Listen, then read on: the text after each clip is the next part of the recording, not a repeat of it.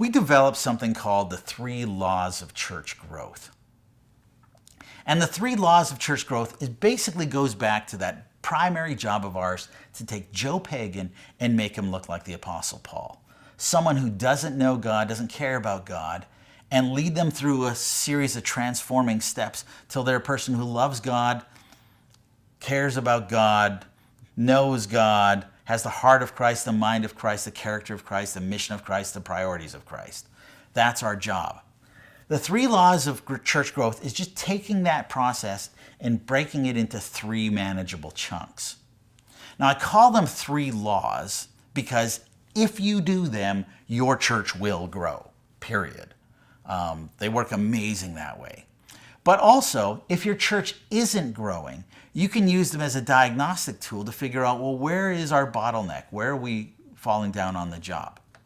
So the 3 laws, and they're really, really, really simple and easy to remember. Law number 1, invite lots of people. If we want our churches to grow, lots of people have to come into the doors. Law number 2, don't suck.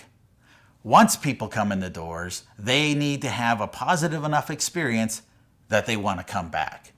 People come into the doors and then never returning, we're not going to grow. And then lastly, we need to have people make friends. When they come in, not only do they have to have a positive experience, they need to make a connection. When we flip these upside down and use them as a diagnostic tool, this is how they work. Some pastors come to me and they say, Pastor John, yeah, fine and dandy, but in our church, we never see any first-time visitors. Okay, if you don't have any first-time visitors, then the problem is you're not inviting. You're violating law number 1. Other pastors say, oh, no, we get a regular flow of first-time visitors, but when people come once, then they never come back. In which case, you're violating law number 2. You suck. So what's going on here is whenever anybody comes to your church, they're coming because they're hoping something good's going to happen. Even if they're unchurched and non-Christian, they're hoping to have some kind of spiritual encounter, that something's going to be better in their life.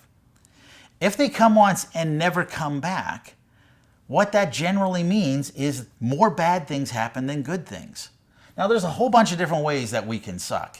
It could be a filthy, smelly building, dead bugs in all the light fixtures. It could be rude and hostile greeters. They might have felt ignored or unwelcome. It could be incomprehensible music, incomprehensible preaching. I mean, there's a lot of places where we can drop the ball. But ultimately, more bad things happen than good things, and they never want to do that again. That's what's happening with law number 2.